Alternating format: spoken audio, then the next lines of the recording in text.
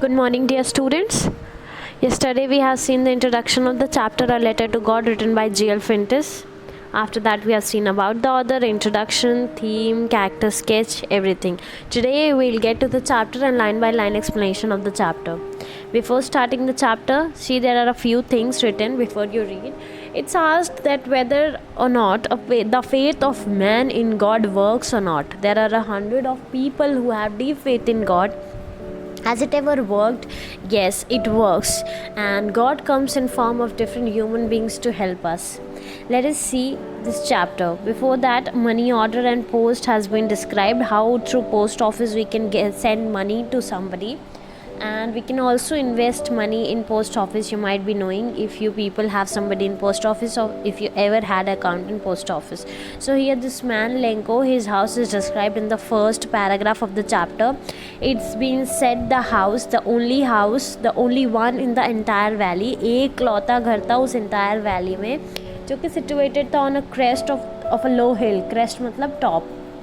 The top of a low hill, छोटी सी मतलब छोटी ऊंचाई की हिल के टॉप पे क्या था? हाउस था. तो ये रही पहली line. Second line, from this height one could see the reverse and fields. तो उस हाइट से जहाँ पे घर था वहाँ से बहती हुई रिवर्स और जो लैंको की फील्ड थी, जो उनके खेत थे, कॉर्न के खेत थे, कॉर्न भुट्टे के खेत थे, तो वो देख सकता था कोई भी. और वो जो फूल लगे हुए थे पेड़ पे वो काफ़ी सुनहरे लग रहे थे. तो वो हमेशा क्या प्रॉमिस करते हैं, पेड़ों पे जो फ्लावर्स होते हैं, दे प्रॉमिस गुड हार्वेस्ट, की मतलब अच्छी फसल होने वाली है.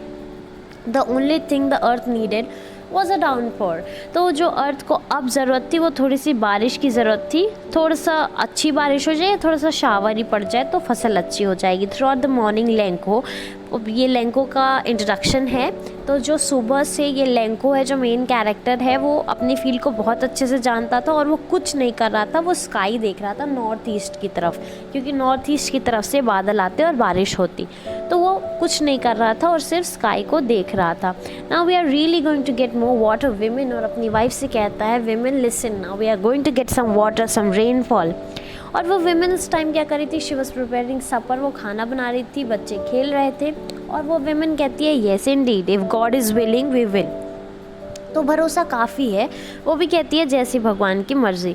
तो जो बड़े बॉयज़ थे वो फील्ड में काम कर रहे थे, जो छोटे बॉयज़ थे वो हाउस के बगल में खेल रहे थे, जब तक कि विमेन ने उनको बुलाया नहीं. और वो डिनर का टाइम था, खाना बन चुका था और उनको बुलाती है, कम ऑन फॉर डिनर. अब जैसे ये लोग खाना खाने लगे, लैंको के प्रेडिक्शन मतलब लैंको के अंदाजे के हिसाब से big drops of rain began to fall. अच्छी खासी बारिश हो गई. In the north east huge mountains of cloud, बड़े बड़े पहाड़ों जैसे बादल, काले बादल जो है वो इधर आ रहे थे. एयर बहुत फ्रेश हो गई थी. वेदर बहुत स्वीट और प्लेजेंट हो गया था. और ये जो आदमी है बहुत ही खुशी से, क्योंकि अब फसल अच्छी होने वाली थी, वो कुछ और करने नहीं गई बल्कि अब थोड़ा सा रेनफॉल को इंजॉय करने गया. Please open your text books while I am reading. Book आपको मिल जाएगी किसी भी सीनियर से, if you are not able to purchase, and otherwise you can download the NCERT app. The big drop, now he is feeling the rain and says कि ये जो rain drops है, ये रेन ड्रॉप्स नहीं है, they are coins. Coins क्यों? क्योंकि जितनी अच्छी बारिश होगी उतनी अच्छी फसल होगी और उतना अच्छा पैसा आएगा. तो कहते हैं जो बड़े बड़े ड्रॉप्स है वो 10 सेंट है. सेंट क्या है? करेंसी है वहाँ की. कहते हैं 10 सेंट के कॉइन्स हैं और जो छोटे छोटे हैं वो 5 सेंट के कॉइन्स हैं. Okay, with a satisfied expression he regarded the field of ripe corn with its flowers draped in the curtain of rain. मतलब अच्छी फसल थी, उस पर फूल थे, उस पर रेनफॉल था, एवरीथिंग वॉज वेरी ब्यूटीफुल. और सेटिस्फाइड रिएक्शन से वो उसको देख रहे थे, एक्सप्रेशन से देख रहे थे. फिर अचानक क्या हुआ? एक स्ट्रॉन्ग विंड, ड्रेप मतलब कवर्ड होना, तो स्ट्रॉन्ग विंड ब्लो होना शुरू हुई और वो जो रेन है वो बड़े बड़े हेल स्टोन्स में कन्वर्ट हो गए, ओलों में कन्वर्ट हो गए. अब जैसा लैंको ने कहा था, असली में कॉइन्स बरस रहे थे. जो वो पत्थर के टुकड़े थे वो कॉइन जैसे चमक रहे थे, सिल्वर कॉइन्स के जैसे. तो रेन को डिस्क्राइब करने के लिए आप 2 पैराग्राफ से देखें, काफ़ी सारे एक्सप्रेशंस यूज़ हुए हैं. उसके बाद जो बॉयज़ हैं वो खुद को, जो छोटे छोटे लड़के थे वो लोग खुद को भी रेन में एक्सपोज करने गए, मतलब open up themselves into rain, means खुद को एक्सपोज करने, to let themselves open in the rain and enjoy this hailstones. ठीक है. और ये जो फ्रोज़न पर्ल्स मतलब मोती, ये जो फ्रोज़न मोती जैसे ड्रॉप्स थे वो जो गिर रहे थे, उसको एंजॉय करने के लिए वो चले गए. अब लेंको लेकिन थोड़ा सा सैड हो रहे थे, कहते it's really getting bad now and he says he is now really getting bad, I hope it passes quickly, I did not pass quickly. Lanco कहता है होप तो कर रहा था इट पासिस क्विकली, पर क्या है वो पास हुआ नहीं। 1 घंटे तक जो हेल है वो आती रही, बरसती रही, पत्थर गिरते रहे और जो गार्डन था, हिल साइड था, कॉर्नफील्ड था, सब कुछ, whole valley was white as if it was covered with salt, जैसे कि नमक से कवर्ड हो। एक लीफ, एक पत्ती तक नहीं बची थी पेड़ों पे और जो कॉर्नफील्ड थी वो टोटली डिस्ट्रॉयड थी। फ्लावर पता नहीं कहाँ गए थे। लेंको का सोल जो है वो सैडनेस से भर गया था। जब स्टॉर्म पास हो गया वो मिडिल ऑफ द वैली में खड़ा हुआ, फील्ड के मिडिल में, और अपने बच्चों से कहा अगर एक प्लाक, एक ग्रुप ऑफ लोकस्ट कीड़े लग गए होते तो भी इससे ज़्यादा फसल जो है वो बच जाती, बट अब तो कुछ भी नहीं बचा। The rain had left nothing, this year we will have no corn, इस साल बिल्कुल भी फसल नहीं होगी। वो नाइट सबके लिए सॉरोफुल नाइट थी। All our work for nothing, और सब कहते हैं हमने इतनी मेहनत की, सब व्यर्थ हो गई। फिर वो लोग डिस्कस करते हैं ऐसा कोई नहीं है जो हमारी हेल्प कर सकता है। तो लेंको कहते हैं क्या ऐसा कोई, सब लोग मतलब लेंको, उनके बच्चे, उनकी वाइफ डिस्कस करते हैं। The narrator, the writer of the story hadn't mention who said which dialogue, but probably इनकी वाइफ और इनका कन्वर्सेशन हो सकता है ये। तो कहते हैं कि there is no one who can help us. तो लेंको कहते हैं, बच्चे या उनकी वाइफ कहेंगी इस साल तो हम लोग भूखे ही मर जाएंगे। पर लेकिन उस सॉलिटरी, उस अकेले घर के, जो अकेला घर था मिडिल ऑफ वैली में, उस घर के हर इंसान में एक होप था, हेल्प फ्रॉम गॉड। तो लेंको कहते हैं डोंट बी अपसेट, ये टोटल लॉस है लेकिन कोई भी भूख से नहीं मरता है। तो उनकी वाइफ कहती है हाँ, कहा तो ऐसा ही जाता है कि कोई नहीं भूख से मरता। और पूरी रात लेंको क्या सोचते रह गए, of his own hope the help from God, his only hope was God whose eyes as he has been instructed sees everything। कहते हैं गॉड जिसकी आंखें, जैसा कि लेंको को इंस्ट्रक्ट किया गया, हमेशा से बताया गया है कि गॉड वो होते हैं जिनकी आंखें सब कुछ देखती हैं, even what is in deep ones concise, किसी की इनर फीलिंग, जो डीपली किसी की इनर फीलिंग होती है, गॉड वो भी देख रहे होते हैं। अब लेंको के बारे में थोड़ा और एक्सप्लेन किया जाता है कि ऐसा नहीं है कि लेंको जो है सिर्फ ऐसे अंधा भरोसा रखता है गॉड में, बल्कि Lanco was an ox of a man. जैसे ऑक्स होता है बहुत मेहनत करता है, वैसे ह्यूमन बीइंग्स में मैन की कैटेगरी में ही वॉज अ ऑक्स को सॉर्ट ऑफ पर्सन, मतलब बहुत मेहनती था और फिर उसके बाद गॉड से हेल्प मांगता था। ये नहीं कि he does nothing and ask for help from God, no, he was very hardworking. He used to work throughout the day in the field, but yes, along with all this he knew how to read and write। अगले Sunday वो day break जैसे दिन की शुरुआत होती है, वो एक लेटर लिखता है और वो लेटर लेकर वो खुद जाता है टाउन में। टाउन में क्या है, पोस्ट ऑफिस है, जहाँ पर वो लेटर प्लेस कर देगा मेल में, और वो लेटर जाएगा किसको, गॉड को। तो इसीलिए अब आपका जो टाइटल है स्टोरी का वो यहाँ जस्टिफाई होता है, it was nothing less than a letter to God. God, अब ये लेटर का कंटेंट देखिए। He wrote God, if you don't help me, अगर आप मेरी हेल्प नहीं करते हैं, I and my family will go hungry this year, I need 100 pesos. और कितने पैसे की मांग करते हैं, 100 पेसोज। हमने देखा सेंट यहाँ का कॉइन है, पेसोज है, तो 100 पेसोज का डिमांड करते हैं और कहते हैं इतना मुझे ज़रूरी ही है ताकि मैं फिर से फसल लगा सकूं, और जब तक फसल नहीं है तब तक हमारा खर्चा चल सके। और लेटर में जो राइटर है वो डॉट डॉट लगा देते हैं, मतलब आगे उन्होंने लिखा होगा because the hail storm has destroyed everything, I need your help, blah blah. तो पूरा लेटर नहीं मेंशन्ड है। और एनवलप पे एड्रेस क्या लिखा होता है, टू गॉड। जाते हैं वहाँ से एक स्टैम्प लेते हैं, he placed a stamp on the letter and dropped it into the mail box. आपको पता ही होगा स्टैम्प चिपकाया जाता है लेटर को पोस्ट करने से पहले।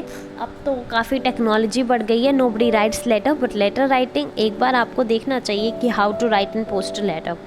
अब सीन है ये पोस्ट ऑफिस का, ठीक है, टाउन में पोस्ट ऑफिस का एक एम्प्लॉय है जो पोस्टमैन भी है, लेटर पोस्ट करता है और बाकी काम भी करता है पोस्ट ऑफिस में। वो अपने बॉस के पास गया हंसते हुए, पोस्ट मास्टर के पास, और उसको लेटर दिखाता है, लेटर टू गॉड। और वो कहता है never in his career, career means जो उनका ड्यूरेशन ऑफ सर्विस है, उस ड्यूरेशन में कभी उन्होंने ऐसा कोई लेटर नहीं देखा, इस एड्रेस को कभी नहीं देखा, टू गॉड। जो पोस्ट मास्टर था वो कैसे रिएक्ट करता है आइए देखिए। He is one of important character of the story. जो पोस्ट मास्टर था, he was a nice fellow, A fat, मोटा आदमी था, fat, अमायबल, अमायबल means loving, very sweet fellow.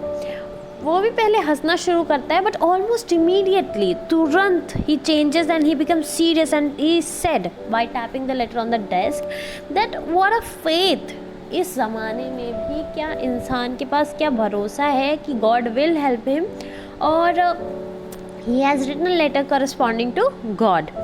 So he decides in order not to shake his faith in God, और वो कहते हैं Lanco का जो faith in God है वो कम ना हो, उसके लिए पोस्टमास्टर एक आइडिया लेकर आया इस लेटर को आंसर करने के लिए, ठीक है.